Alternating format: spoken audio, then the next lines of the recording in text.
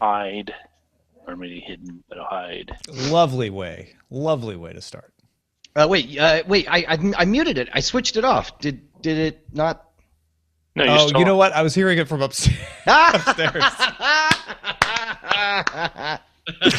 It was like I used good etiquette. Because it was Roger going, I'm going to go hide. Achoo! Hey, you know what? We asked folks, and 94% of you love having the pre-show stuff here. So there you go. 6% of you, I'm sorry. Or just give a 6% apology. So yeah. You've been outvoted. So now that we're live, I'm going to tweet it out. Yep. How about that election, huh? Yeah, it's awesome. I was listening to Justin's politics earlier, and he got me all fired up because, like, now that we know the nominees, I'm like, oh my gosh, this is going to be crazy. And so I wrote, I'm so pumped for this election to Justin, and people were like, why are you so excited about these candidates? I'm like, no, it's the entertainment aspect of it, not especially because like what he was telling me last night was like now that we know the candidates, like nobody is going to be in love with their own candidate, which means for the rest of the year, all the campaigning will just be about how the other side is so crappy. Yeah. Well, and there are core people, I'm sure there's people listening who are like, no, I love my candidate. But unusually so, I think there are just as many people who aren't for the candidate, even more so than usual. It's always that way of like, wow, devil you know. But this year, it's intense. It's weird, man. And people who play the game, right?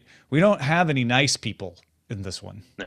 So my question is, will there be a record turnout or record low turnout? That's a good question. That's what I've been scratching my head. You know what, folks? If you want answers to these questions, tune into Politics Friday on DiamondClub.tv.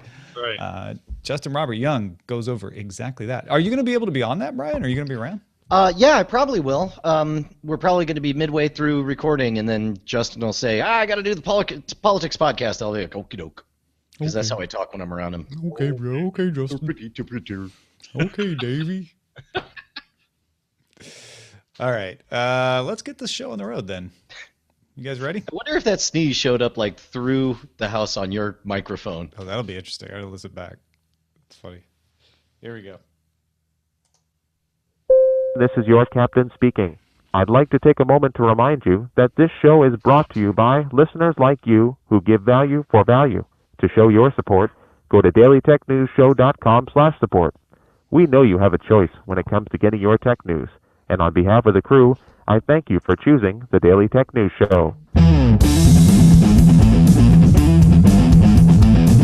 This is the Daily Tech News for Wednesday, May 4th. May the 4th be with you. 2016. I'm Tom Merritt. Joining me today, as he does most Wednesdays, Mr. Scott Johnson of the Frog Pants Studios. Head of Frog Pants Studios. President of Frog Pants Studios, Mr. Scott Johnson. All those titles and more. I do just say this at the top of the show, and then we can go into all the deep topics that are certainly laid before us to talk about.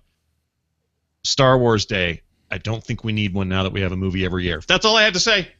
That's all I had to say. There's going to be another Star Wars Day in December. Brian Brushwood is joining us as well from Scam Stuff and Scam School. Hey, Mr. Brian Brushwood, what do you think about May the 4th? You know what? I think Scott's 100% right. I think it largely was a nostalgia-based celebration, but you can't be nostalgic for something that's coming at you every year in a constant, nonstop, mouse-based hype machine. Yeah, I don't know. Remember back in December?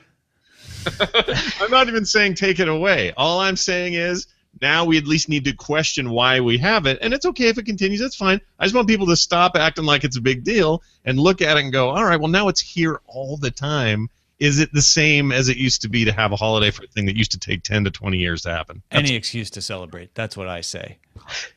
Misa excited. Let's get to the headlines. A 10-year-old Finnish security researcher, you heard that right, discovered a flaw in Instagram that allowed him to delete any comment from anything. He disclosed the flaw to Facebook and received a $10,000 bug bounty. He plans to use the money to buy a new bike, football equipment, and computers for his brothers. The future of tech, don't you think? Dude, I read those exact words, and the words 10-year-old just made me assume he was in the business for 10 years, not that he was actually younger than my daughter. Tell her to get on it. No, this kid has got a bright future ahead of him for sure. Well, good luck. People familiar with the matter tell Bloomberg that Apple plans to redesign the Apple Music interface to make it more intuitive. I say hear, hear. It's the one thing I don't like about it. I like what it offers. I don't like how it looks and don't like how it uses. It also plans to integrate its streaming and downloading business and expand online radio. The new look is overseen by content head Robert Krotik and Trent Reznor. You know him. He's got 9-inch nails. And input from Johnny Ive, Johnny Levine, and, of course, Eddie Q. 9to5Mac Mark Gurman's sources say even more is telling about the service, or about the look of the service will be black and white mostly, big, large, not full screen, but kind of big album art, and integrated lyrics, which is interesting. All of this will come to iOS 10 in the autumn.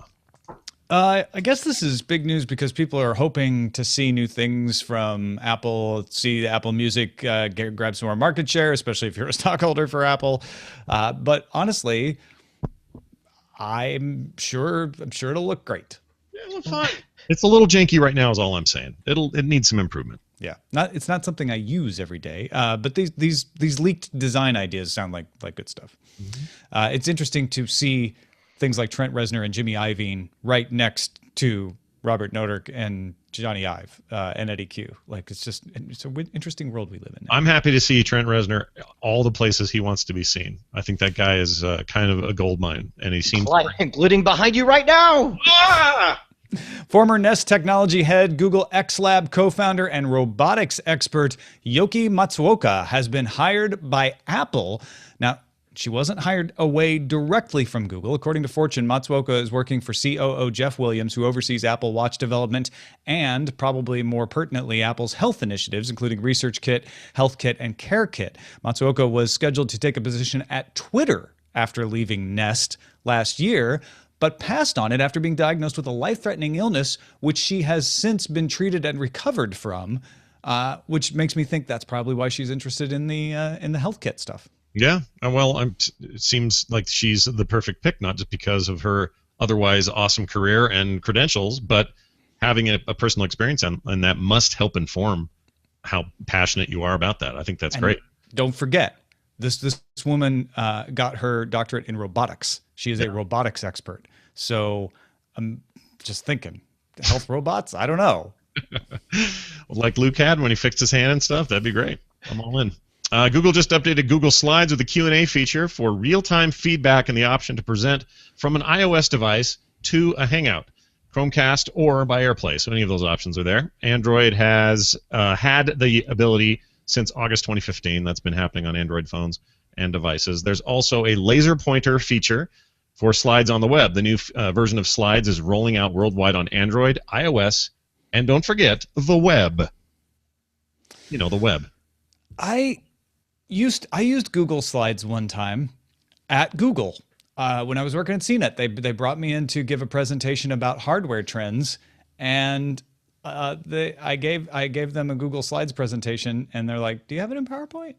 So I'm just saying that was a long time ago. That was like 2008. They've come a long way. This sounds pretty cool. The ability to take Q&A while you have your presentation up, so people can be looking at the presentation and asking questions about it. People could vote on the questions just like they can in Hangouts. It's pretty interesting. I would bet if you could go back in time to 2008 and look at the entire suite of the offerings that they had then with docs and sheets and everything that we have now, I'll bet we would all be a little bit surprised how far that stuff's come. It's evolved so slowly that we haven't really appreciated how much better it is now. But I rely on that stuff every day, and it's great, and it does everything I need. I think in 2008 I may have been a little less charged about it. Might have been more like 2009, but still. BBC News reports Apple has lost a trademark fight in China against leather products maker Xintong Chandi. The Beijing Higher People's Court ruled Apple had not proven it was a well-known brand in China before Xintong filed its iPhone trademark application in 2007. Remember, the iPhone just launched in the US in 2007. That patent for Qingdong was granted in 2010. Apple had filed for the iPhone trademark for electronic goods in China in 2002, but it wasn't granted until 2013. And again, it was just for electronic goods, not for leather goods. Apple previously filed suit against the company with the Chinese Trademark Authority in 2012, and then again with a lower Beijing court.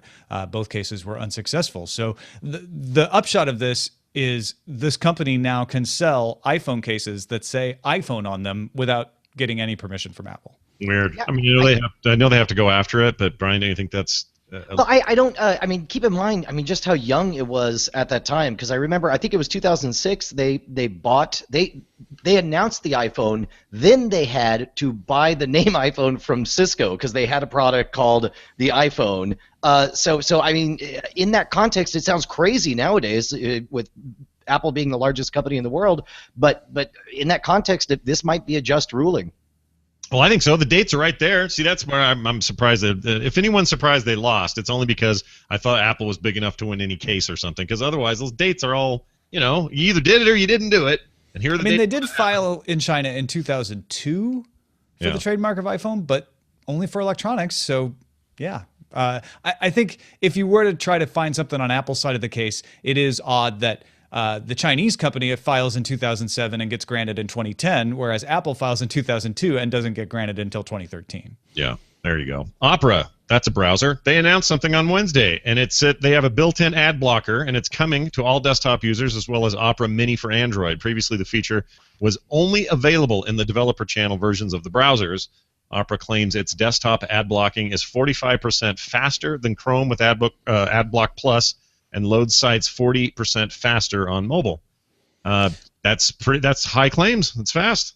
A lot of you probably are like, I thought they already had the ad blocker built in, which they did in the developer channel. A lot of you probably downloaded it and been using it and forgot that you're using the developer version. Maybe, I don't know, but yeah, this is now available for everybody on the desktop. Opera Mini for Android, and they're still planning on bringing it to other platforms as well.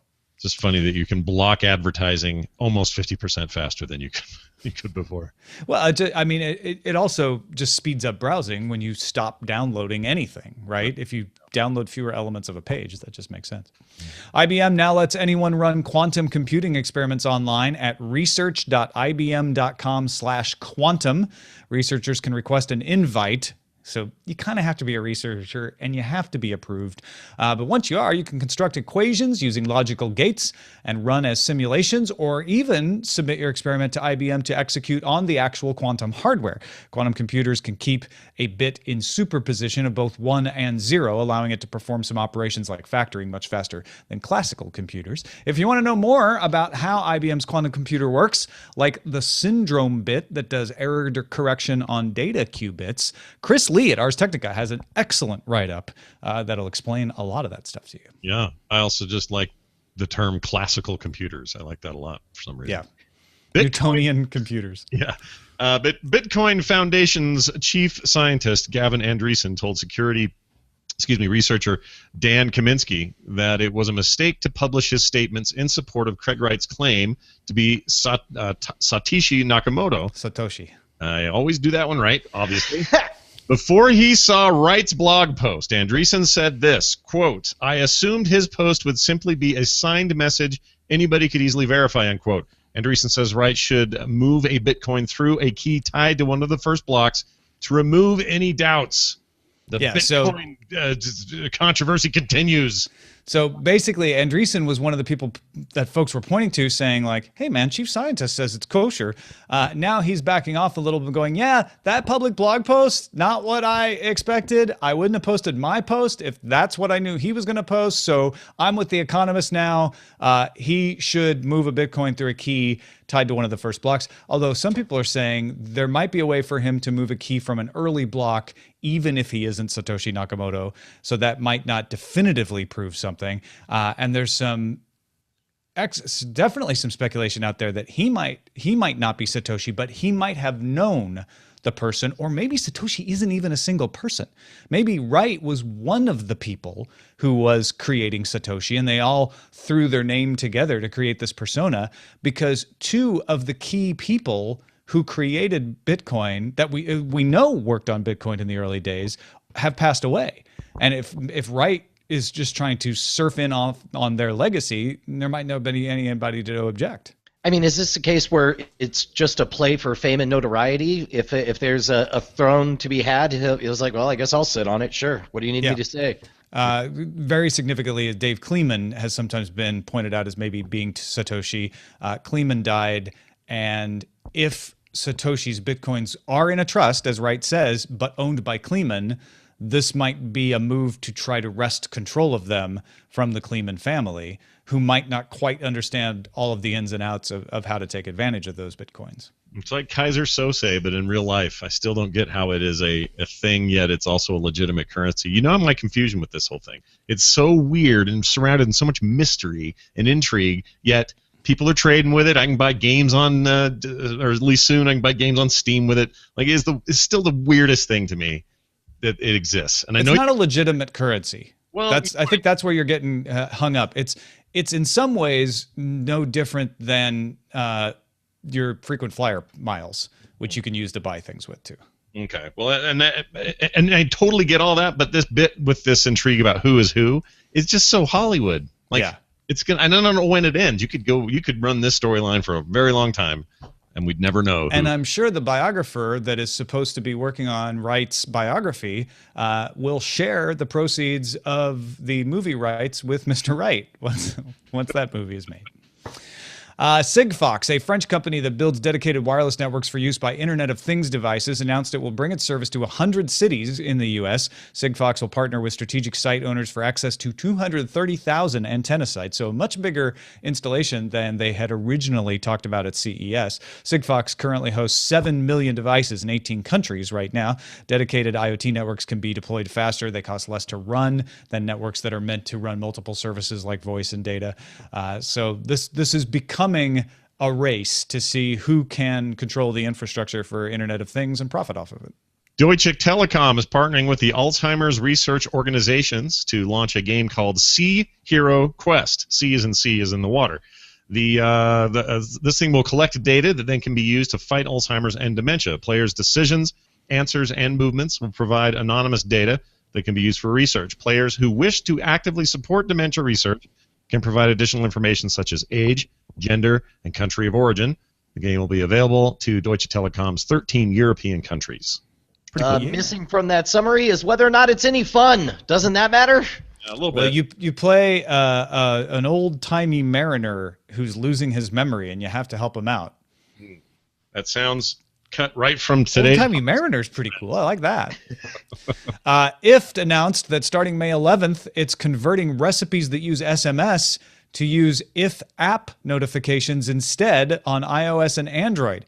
IFT explained that sometimes SMS gets blocked as spam by service providers. It also can be costly, even to users, to support SMS. So users who want to keep their SMS recipes can do so, but you'll need to let IFT know. So if you have any recipes with SMS, you have to look in your email. You should have gotten an email from IFT, and then you can go in and say, hey, I want to keep mine. They'll ask you to tell them why. I guess you don't have to tell them anything, but I did. I was like, hey man, sometimes I'm not on Android and iOS, which means I wouldn't get the message. So there you go. Good point. Bloomberg reports its sources tell it that YouTube is planning another subscription-based streaming service. This one's called Unplugged. Lawsuit from MTV pending. That will include network and cable channels. YouTube has supposedly been working on the product line since 2012. They want to launch it in 2017. That's the plan. At around $35 a month with add-ons available. Not totally sure what that means, but they've not struck any deals yet. So we're going to talk a lot more about the landscape of the perfect TV service coming up here soon. This very well may be it, but man, no deals yet. That's kind of the key.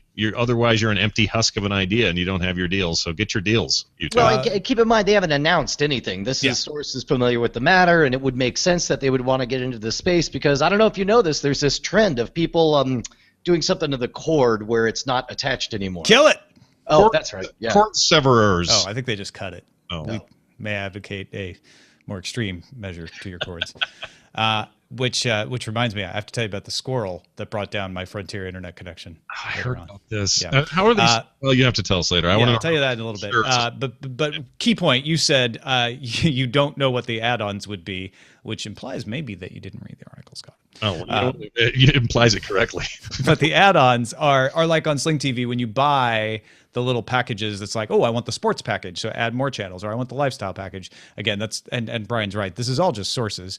YouTube probably isn't even sure what they want to do yet. So I imagine they want to get in on this, and they're speeding up. The Bloomberg sources say they want to speed up the rollout of this because they see all of these other people like Hulu, like Sling TV, like PlayStation View getting into this business. And no, my wife does work at YouTube, but not in this section. Can I ask you a quick question? Is it this? I guess we don't know. Maybe we don't know this, but is there any reason why they are separating it from YouTube Red, or is it seems we don't know. We don't know what they're doing. They're not separating it from YouTube Red because they haven't created it yet. So maybe it will be like YouTube Red Plus will be, $40, and it'll include all the YouTube Red stuff plus this new live streaming service. I imagine it'd be something like that. Yeah, I actually think that would be a smart way to launch it because YouTube Red, they've worked very hard to have it mean a very specific experience. If Unplugged means something else, basically a cable competitor over-the-top service, then you could sell Red, you could sell Unplugged, or you could say, the whole YouTube or whatever as a different package. Right. Also, Hulu had lots to say at its New Front event for advertisers in New York. I just mentioned Hulu getting into this business, and you're like, wait a minute, I hadn't heard about that. Well, now you have. CEO Mike Hopkins confirmed that the company plans to bring a live sports news and events service to customers in 2017. Now, we did mention previously the Wall Street Journal saying rumored service. This one is now a fact. The details about what networks will be on it, whether it'll cost $40 a month or not, that's all still unconfirmed. He wouldn't say anything else except, yeah, we're going to do it, coming in 2017. He also said Hulu has grown 33% over the past year to 12 million subscribers. Oh, yeah, Netflix has 77 million in the U.S., so for comparison. Hours per viewer is up 30%. Hulu will bring interactive ads to the big screen versions of the service and collaborate with Nielsen on campaign level ratings for advertisers. So not just rating shows, but rating the actual ads. Content-wise, The Path and The Mindy Project are both renewed for their next seasons. And Ron Howard's Beatles documentary, 8 Days a Week, will come to Hulu's new documentary films section this autumn. Nice. Obviously, the Mindy Project has done very, very well, and they made a lot of noise with 11/22/63. But is there a definitive breakout Hulu original that you guys feel like? I would actually argue that in terms of sort of acting and the kind of production it is, the Path is really good. Its subject matter's a little hard, and it's maybe puts some people off because it does feel like a little bit like a tool that's just telling everyone to question their belief systems. I love it. I really like it, in fact, and it's even better if you think of it as Jesse Pinkman fan fiction after he left.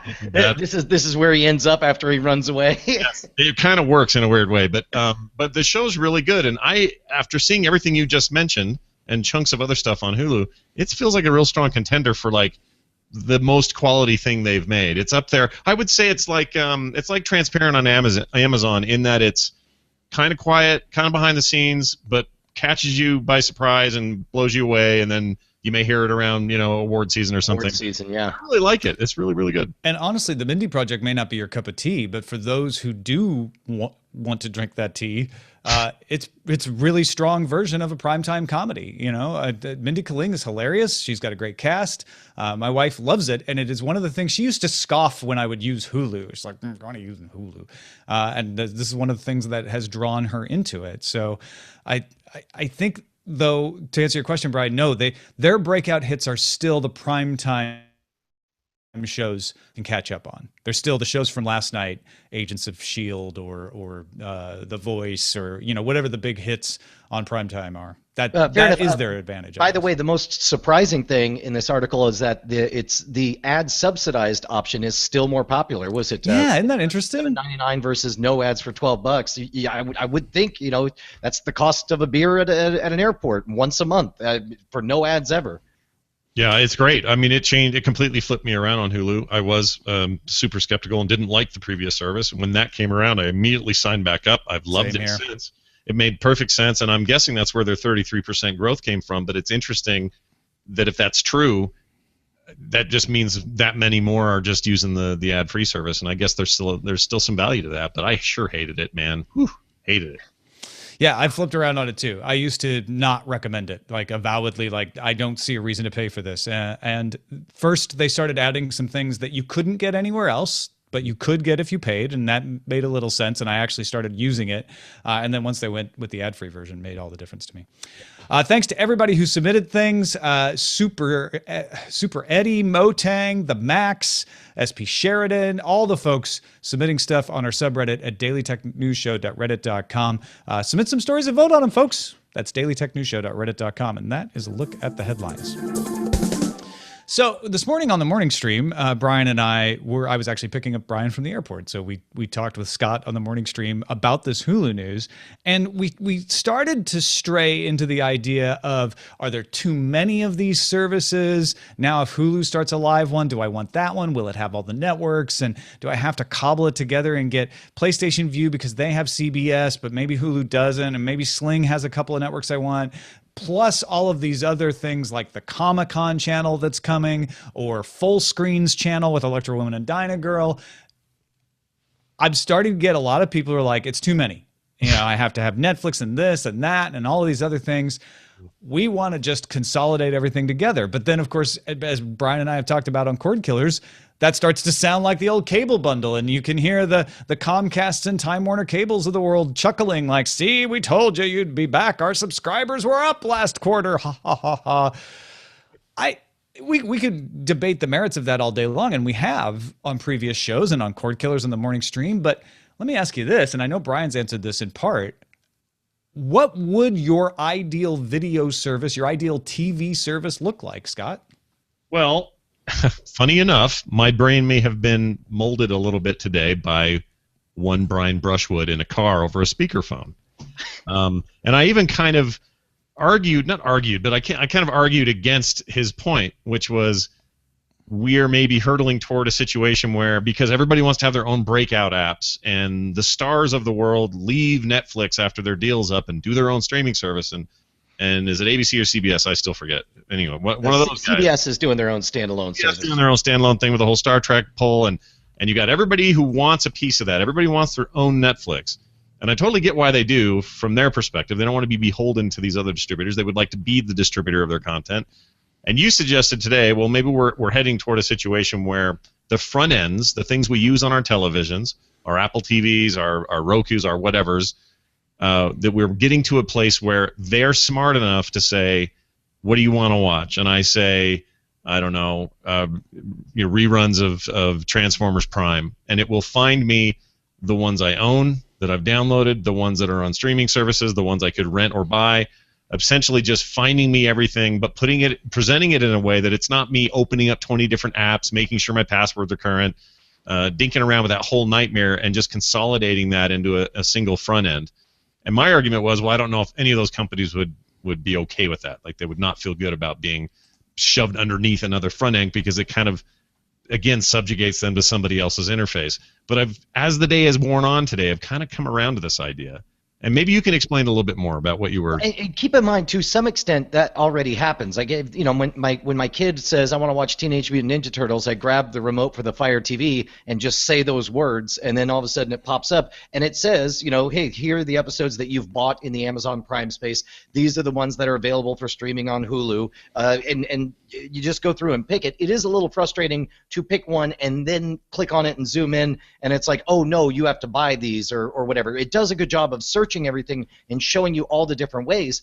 But I'm gonna go even a step farther about what I was suggesting and say, not only I would say where I want to be is complete balkanization, all these services where it's fairly easy to subscribe for a month and then give it up later. And I'm going to say that I don't even want that part where I tell the machine what I want to watch. because it's not rocket science for it to watch my viewing habits and say, hey, I noticed that for the last 8 years you've watched all of the Game of Thrones every single time. I'm just going to put it in your queue. I'm going to sign you back up for HBO now because you haven't been watching anything, so I canceled your subscription on your behalf. Because these things can happen super fast. You could, in a single year, as long as you weren't the one that had to manage all of your subscriptions, and as long as you trusted the application and you had it watch your habits, you could subscribe and unsubscribe to HBO 3 times in a single year and save a ton of money. But here's the crazy part. I don't even care about saving money. We could go all the way back to the amount of money I was spending when I had cable, as long as I didn't have to deal with channels. I could actually watch what I want when I wanted on whatever dang device I approved or want. And then the only thing I want to add on top of that is the ability to not even be troubled to have to find out what I want. I want somebody to help me with that part too. Well, and but see, there's where the hang-up's going to be. They want you to go to Netflix and sign up. They want you to go to Amazon Prime and get a Prime subscription. They want you to go to these places, get their apps, whatever device it is, however you want to get it. They want you to go do that and use them autonomously. They're spending a lot of money making those functional front ends. I want what you want, is what I'm saying. I want exactly what you want. I just don't know if they're going to give it to us. They don't have to give it to us. You're telling me a bot couldn't do this? You're telling me there's not some 17-year-old with a summer free that he can't write this program? Because all it has to do is monitor, keep track of your stuff, sign in as you, give your credit card, sign up, and then when you don't use it, cancel it. Sure, I mean, it's a little flippant to say all you have to do is some 17-year-old could do it because you're not the one who has to make the code. But you've got a good point when there's a teenager in the UK who has created a bot that lets you get out of parking tickets. It can't be too much of a leap to be able to do that sort of thing that can automate the subscribe and unsubscribe system. Where it falls down is if the services start to say, oh, well, now you have to call. Now you have to do a phone call in order to do this. And so, yeah, Scott's right. The services have to cooperate with this. I don't think it has so much to do with the interfaces as much as if a service feels like it's going to be at a disadvantage if you don't think about it, right? Netflix doesn't really care if you think about it. They just want you to stay subscribed. So that's why they're in the business of coming up with things that you want to watch so that you stay subscribed. On the other hand, a CBS All Access may say, well, we also kind of want to sell you Showtime and we want to sell you this other things. And we've got advertising partners that aren't just shown in shows, but are in the interface as advertisers. So those business models that are built on the idea of you sit down with my product and my product alone will resist this. But it is economically and technically feasible to come up with exactly what Brian's talking about. And the more he talks about it, the more I'm like, yeah, I want an independent device to be my interface for managing all of this. I want it to do exactly what you're saying, Brian, automatically subscribe and unsubscribe. And I want all the shows to be available somehow. I don't care how, just make them available. Don't take shows and be like, nope, we're pulling these off. We're not going to make them available and create some kind of artificial scarcity. Well, here's the analog I can think of. It's RSS and newsreaders, for example. So I remember those heady days not long ago when the internet came to me and said, hey, here's a way for you to get all of these websites and all of their posts to feed into one central location. And at the time, blogs and websites were very upset about this because what it meant was, instead of, even in my case, if I wanted people to come see my comic on myextralife.com, they were no longer going there, in theory. They were going to a RSS reader that just had it in the feed, or they found it on Reddit, or they're looking at it someplace else. They're finding it these other ways, and that frustrated that base of content creators and people who had investments in their websites. They wanted that to be a place where you'd come, not just for the advertising, but because there's other things to click on, there's other parts of our content we want you to see. And instead you were skipping all of that and getting only the part you want. Now I'm also all about skipping all the stuff you don't want and getting what you want. Like, as a user, I'm all for that sort of thing. But those sites were slow to want to do this. And I think now nobody cares. But at the time, people were like, oh, I don't know, this is weird. One of the problems with RSS, though, is that it was free. And so companies were like, well, I don't know how we're going to monetize this. And put ads in the RSS, I guess. But this would still deliver the money. You're not talking about getting around things. You're still going to watch the ads if you're on the ad version of Hulu. You're still going to pay the subscription to Netflix. It's really, there's not much objection except for these, well, we kind of build a business model around channel placement or this and that, things that basically have to change. Right. I mean, they can legitimately bellyache that it's like, well, we know you only watch Game of Thrones, but we really liked it when you were subscribed to HBO now all year long. That was really convenient for us. We'd like it if you kept doing that. But I don't know that quite holds up as an argument as strong as, hey, stop using ad blockers. You're robbing us of our only source of revenue. No, that's a good point. Ad blockers you could even throw in there too. But I guess what I'm trying to say is, if we get to a place where I don't know, Amazon releases something called the One Box. It's the only box you're ever going to need, and it's one interface to all of these services. We take care of all the stuff in the background. All you do is search for the stuff you want, and you get it. Well, that's them handing the keys of the PR and the marketing over to Amazon. They're saying to Amazon, okay, sure, you be the single point of output like Comcast is for cable or like any other. No, well, that's only if they decide to act that way. For example, yeah, you could make that box that whitewashes and doesn't disclose what service it is. But my guess is then you have a staring contest between Hulu and Amazon, where Hulu says, "Hey, we noticed that your box presents that material as if it's owned by Amazon. We're going to escalate an arms race and make it more difficult for your box to." That's a violation of the terms of the API. We withdraw your API keys. Right. And then they'll say, "Oh no, we'll change it. It'll say brought to you by Hulu and stuff," and they're like, "Okay, we're on the same page." Yeah, and honestly, I mean, Amazon can do that, and then Apple can do that, and then Roku can do that. My biggest two last things that I have problems with is, one, I don't like it when the manufacturers of the systems also play the content game and then lock other people out. So I can't watch Amazon easily on my Android tablet, or I can't get iTunes on my Roku box. Like, I want that to go away, and I don't want a very similar problem to happen where, well, PlayStation Vue gives you these channels unless you're on your iPad, then we don't have the rights to give you that channel there. And Sling TV gives you this channel, except for that show, which we don't have the rights to stream. So that show isn't going to show right now. We're just going to give you a blank screen. That stuff has to go away too. Yeah, I agree. Yeah. But I think you have completely, Brian, described my perfect service. That is what I want. I want a thing where I'm still paying significantly less throughout the year than I would have for cable, and I'm getting the channels I want, the live things I want, like all the stuff we're talking about, all are under one roof, without it having to be one roof of content control, and instead just one roof of ease of use. Shoot, man, you can set a budget, and it'll say, okay, at this budget, these are the shows you can get, and if you want to increase the budget, you can get more. Maybe you plug in your digital concierge and it says, hey, do you mind if I check your access history on Amazon? Can I look at everything you bought on Amazon? Shoot, man, just Sidereel. Sidereel should do this. I use Sidereel to tell me when the shows I want to watch are on. They could just take what they do and turn that into this service. I mean, this is why, like, when we first started batting this idea around on Cord Killers, it really sounded insane. I kept calling it Jarvis, but the more I think about it, the more it just seems like it's a little bit of technical. There's no technological reason this can't happen immediately. It's just a matter of, it's an engineering problem at this point, not a scientific problem. Yeah, it's a little bit of an economic problem, I guess, right? Well, even it's sometimes the perceived one. Like, it may not even actually. Economics in the sense of, like, our money's all coming in over here, and if we do this right now, that stops and we go broke. Well, my point is, everybody who has pulled away from Netflix, Stars and others, the reason they pulled away wasn't because they were perfectly happy with being the stepchild of the big Netflix, stepfather who's running everything. They don't want to be in everybody else's garden. They wanted to go off and do their own thing. So if we're asking them all to come back into a garden, I just think it's a real delicate thing. That's all. And they'll be slow to like it at first, and then eventually we get there. And I hope we do, because that's what I want. But it just seems like a fight for a while. And hacker 17-year-olds will give us what we want until then, and then maybe the industry will be forced to, like they do with music and everything else, they have to figure out a way.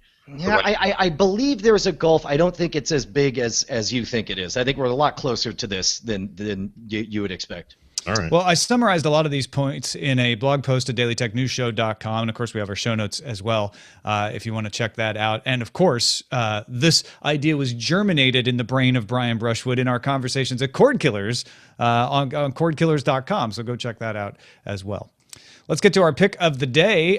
We've talked a lot about tipping and related to the Uber situation. And Yaru in Malaysia says, separate from the whole Uber thing, He recommends the Freakonomics podcast, particularly the episodes Should Tipping Be Banned from June 13th, 2013, and The No Tipping Point from March 10th, 2016. They cover the topic of tipping and how sometimes as a system it may not be a good thing. Freakonomics.com, definitely a good podcast for lots of reasons, but these are a couple of I'll tell you good, what, pertinent points. I listened to those, and it totally changed my opinion on tipping. Like, they make a very compelling case that tipping is an inherently racist, sexist institution. Like, by the numbers. That's not even saying, like it's demonstrably true that if you are young, blonde, female, and well endowed, you are going to make more. And is that a fair system? It doesn't seem to be to me. And that doesn't mean you shouldn't tip your Uber driver, or that we think Uber was right in not allowing their drivers to be honest about the tipping situation. It's a more general condemnation of the idea of tipping overall. And those of you who work in the tip industry, I hear you, man. You need those tips because that's the way the system works right now. Yeah, and full disclosure, I've had a job where I worked for tips, and ever since then I tip like a drunken millionaire. I tip very, very liberally, but I understand that the institution has problems. Send your picks to us, folks. Feedback at dailytechnewsshow.com. You can find more picks at dailytechnewsshow.com/picks. Just one message of the day today, and just a warning, folks. Usually I say 60 seconds on your voicemails because some of you like to say a lot of things, and that's fine, and I will listen to them, but I won't necessarily play them on the show. Today I make an exception because Rico sent us a voicemail with some help pronouncing the Brazilian names from yesterday's show, as well as some information on what he and his brother are doing in Brazil to help people get faster connections. Hi, Tom and crew. Rico here, the apostle of broadband Jesus. Look, you guys gave a good try yesterday with the Brazilian names. I'd love to hear Scott try. The first guy, his name was Ricardo Múcio Santana. But as a good Brazilian, he's a name hoarder. So his actual full name is Ricardo Múcio Santana de Abreu Lima. Go figure. The name of the state was Sergipe. The other guy was Cesário Cerqueira Neto. Look, on top of that WhatsApp story, there are a few more crazy things happening in Brazil. The big ISPs have convinced the regulator to debate a new regulation that would cut users off after their data caps have expired. I know, I've already sent them the special you did with Benoit Felton and how data caps are useless, but they won't listen to me.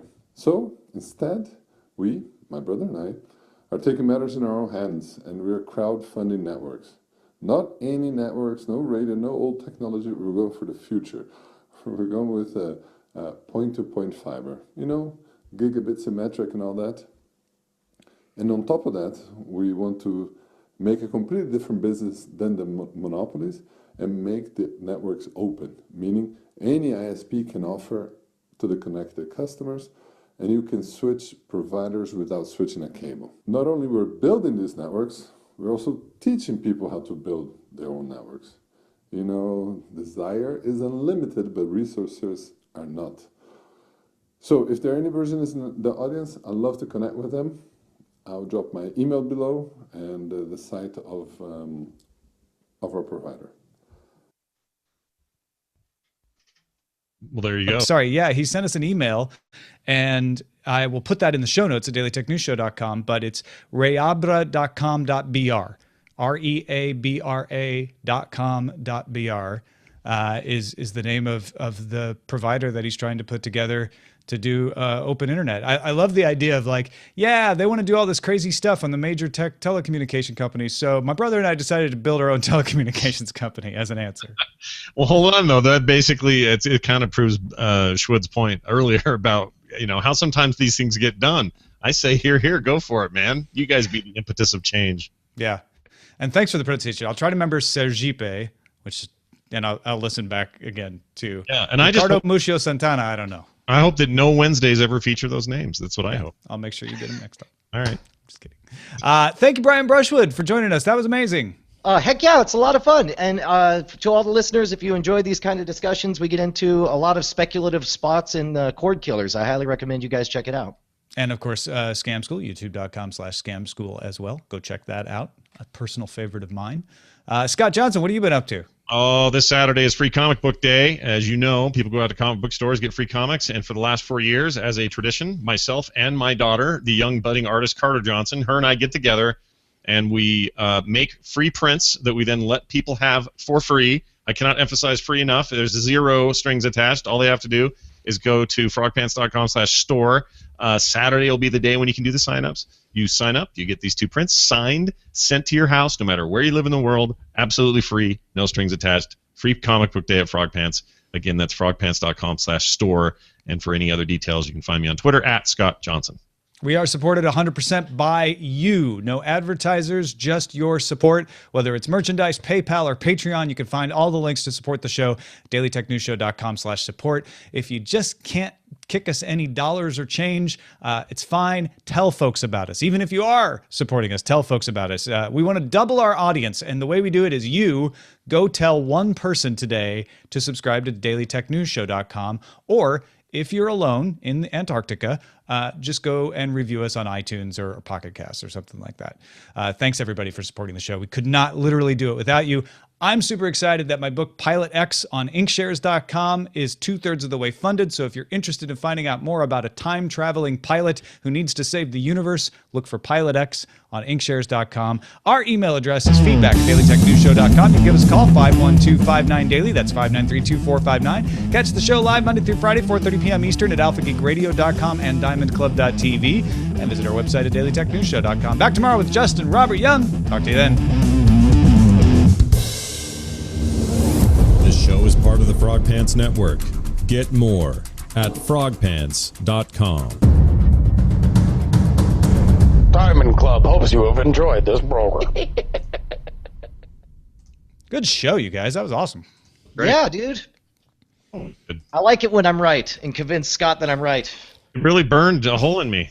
It's absolutely what I want. I'm just so like skeptical of the companies coming together on any of these ideas, but Well, I guess what I love And you're about right to that be, idea is that they don't have to come together if you know somebody writes a clever bot to do all that stuff. Well, but then they can block the bot. That's always the Well, they problem. can, but eventually,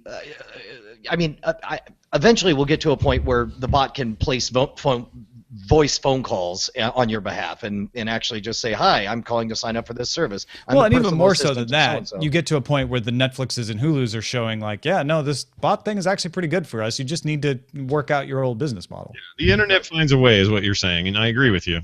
I wish it was something where they could just come together and go, yeah, this is a cool standard. Let's all do it. Everyone wins. But yeah, I don't see. Ooh, there's a Snap Wexley figure? Sure, why not? What? A Snap Wexley. I don't know what that is either. Who is that? Oh, yeah. It's one of the Funko bobblehead things. Is it Star Wars? The pop figures. These are all real words you're using, right? Yeah. Snap Wexley is Greg Grunberg's character in The Force Awakens. Oh, got it. Okay. And the pop bobblehead, you've got a Princess Leia one sitting right in front of you, Brian. Okay. How come? Show Why is Star Wars always bobbleheads? How come they can't do anything else at Funko with Star Wars stuff? Is there a rule? It's weird. If you notice that, they're all bobble. I think Roger's trying to tell us we need to pick a title. All right, Roger, go ahead. Oh, sorry. I didn't mean to. Gobble. Never be sorry about making us do our job. Top, May the 4th go away. The second is mouse-based type machine. YouTube Red unplugged. You can and can't use IBM's quantum computer. Ha! Bloomberg, pronunciation is futile. Satoshi spinning in his graves. Do you have a favorite?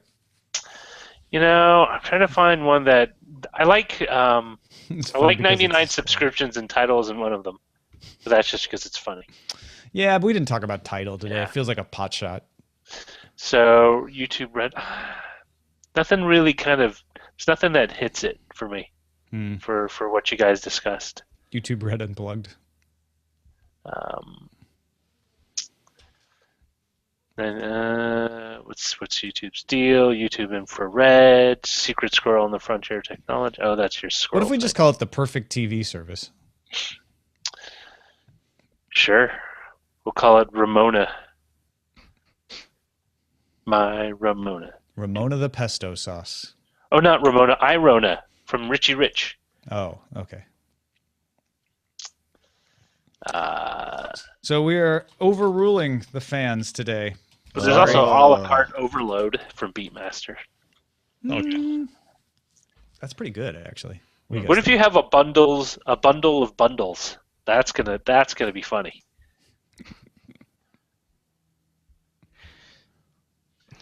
Scott, Brian, I'm fine. I ain't got a dog in this fight. Either. No skin in this game.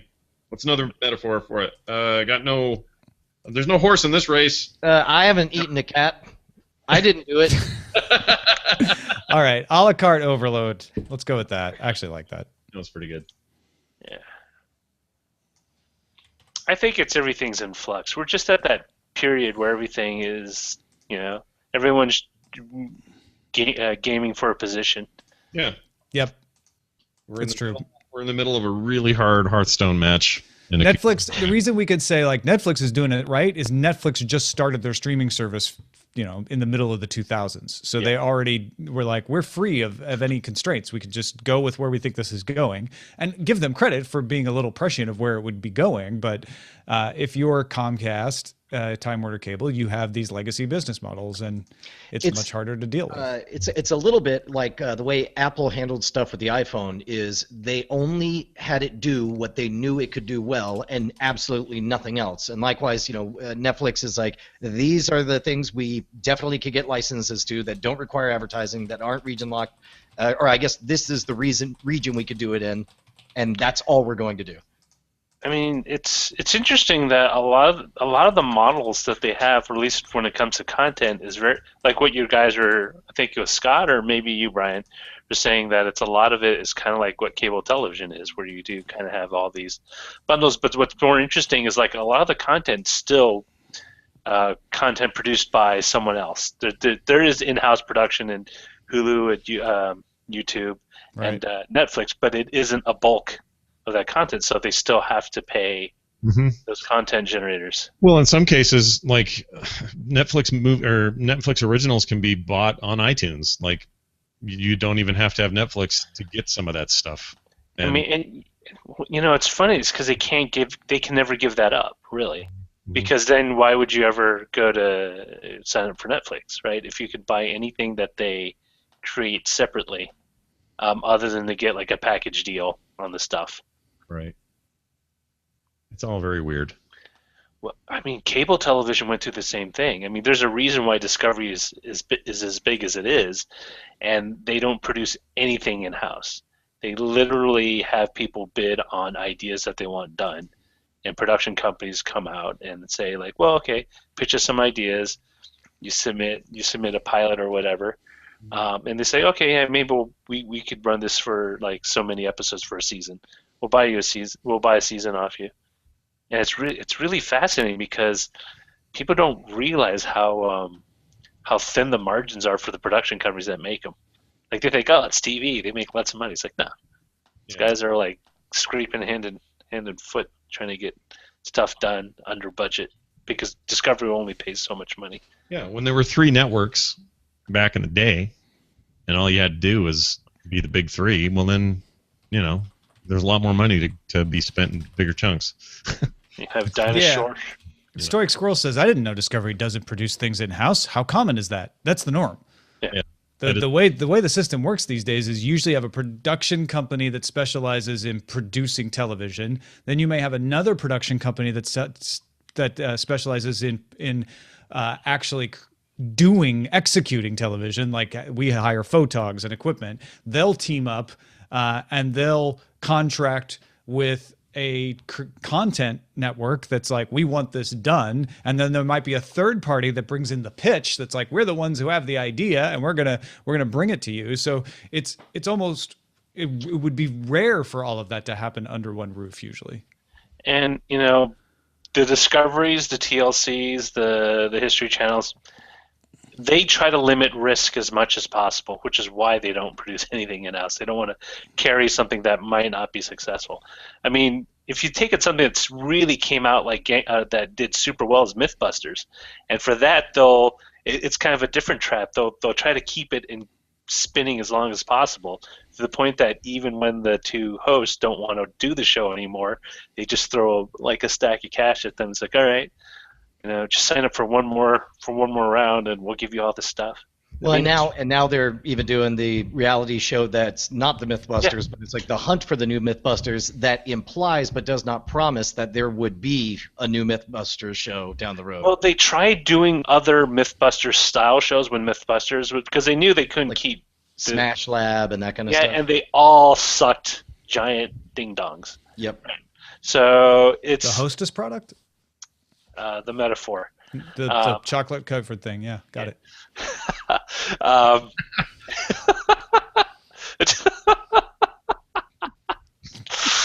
don't know. It's weird. That business is so. I'm sure you know this very well, Brian, but that business is not only crazy, but it's so like everything you know about office politics goes up 100%. Well, and plus, I mean, here's the real fact, and I don't think I'm speaking from any insider knowledge here, but nobody knows how to make a hit show. Everybody's convinced they know how to make a hit show. Oh, and yeah. It is the weirdest thing, and they speak so confidently. Stuff gets on the air not because it was good or tested well or whatever, but just because it was so-and-so's pet project, and now he's been gotten a raise and is the VP of New Development or whatever. Yeah. And everyone, so this is the terrible open secret about at least cable television. I can't speak for like Netflix or anything, but there's a lot of stupid people running those places, a lot of them, and it's just you would literally just like if you could, you would just run your head into a wall because you're like. That's not a verifiable fact. No, it's true. It's true. Totally true, Tom. That's not a testable hypothesis. It doesn't matter. That's what makes that declaration so awesome. Because you set it up like, here's an open secret. It is. They're duty heads. That's the open secret. I don't know. It is. I'm just saying. You know what? If there were smart heads, that the Lone Ranger movie would have. There's also a lot of psychological studies that say all of us think everyone else is stupid. Yeah. Sometimes we all think we're above average. Yeah. I don't think I'm above average. I know I'm pretty much at average. I've never claimed to be different. You might still be overestimating. I'm not saying you are. Oh, it's not wow. me saying that. Wow. I'm not. I think you're above average, Roger. You know, I don't even think a squirrel bit into your pipeline. You were probably doing something in the backyard and you cut it. I was the squirrel. Oh yeah, I did never follow up on that story. I want to hear this. Yeah, so I get an email last night from Allison Sheridan, who again very nicely let me use her bandwidth on Monday while my internet was in fact still out, and she's like, "Hey, check this out. Do you know about Nextdoor?" And of course, anybody who's watched our post show knows that we were always talking about Nextdoor with Jenny, and I was like, "Oh yeah, but I haven't really been paying attention to it." Turns out I should have been. Because the president of the West Coast region for Frontier Internet lives in my neighborhood. Whoa. And was on our Nextdoor personally handling complaints and like giving people her email address, saying, I will take care of this. And then it culminates in her on Monday, while I was at Allison's in the afternoon, saying, we have tracked down the problem to this intersection, which is right nearby me. And I am on the scene investigating it with the techs. The next post is, turns out a squirrel chewed through the cable, and that has caused the outage at this node for all of these houses. So they fixed that. And then she says in a separate post, this apparently is a common problem at this location, so we are putting extra shielding on it. I could have sworn it was Minox chewing on the power lines. Yeah. That's Minox. Maybe they could just put dog barks. Aren't squirrels afraid of dogs, or is that just a... My dog has killed a squirrel. Whoa. Wow. They got a reason to be afraid of dogs. It wasn't Django. It was Sawyer. The little ones. Yeah. The little ones you got to watch out for. Never trust the Sawyer. Always a bad character on that show. Always up to something. Never knew what was quite going He on. killed a rat, too. Wait, what show are you talking about? Lost. Oh. Remember goodness. Lost? That was a thing for a while. Remember that? Sawyer No, I also never watched it. hid all of our medicine one time and wouldn't let us access it without paying it. No, that's the show. Sorry, that's not the dog. I had fun in here today. It's a good show. Good time. I did it. I got so much crap going on. It was just a night. I don't know. It didn't feel like work. It felt like a nice break with Awesome, man. pals. That's great. Yeah. with friends. So you guys are Saturday for your meetup? Yes, sir. Very excited about it. Perfect time for Veronica to go to a wedding, so she's not there. I know, man. Bad timing. She's not happy about that. She told me. We're Because not those happy guys about never that either. schedule anything, and the first time they do, I'm out of town. Not, I'm just saying. You could choose between your friend's wedding. No, that's horrible. I'm gonna say it. Right. You laugh. Well, whose friends are more important is really what you need to ask. That's kind of where I was going, yeah.